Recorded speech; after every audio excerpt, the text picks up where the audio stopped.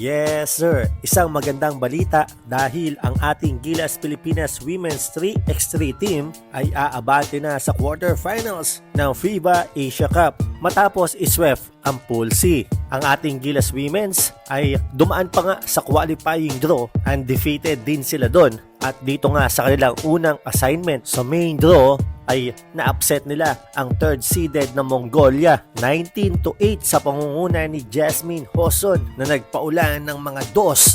Huwag po kayo malilito mga sir dahil yung score ng 3-point shots dito sa FIBA 3x3 ay 2 points. Nagtala si Hoson ng 11 points. Cacho rolling fast and spreading to Wildfire. Sa kanilang pangalawang laban, hindi rin pinaporma ng ating Gilas Women's ang Malaysia. Ang final score 17-10. Pinunahang muli ni Jasmine Hoson ang ating Gilas Women sa kanyang 6 na puntos na nakakuha rin ng support sa kanyang mga teammate na sila Mika Cacho, Camille Clarin at Kay Pingol. Dahil sa panalo na to, sinelyuhan ng ating Gilas Women's ang kanilang pag-abante sa knockout stage. Seeded number 11 out of 20 teams, pasok na sa final 8 ang ating Gilas Women's. At sa linggo, makakalaban nila ang second seed sa Pool A na Chinese Taipei.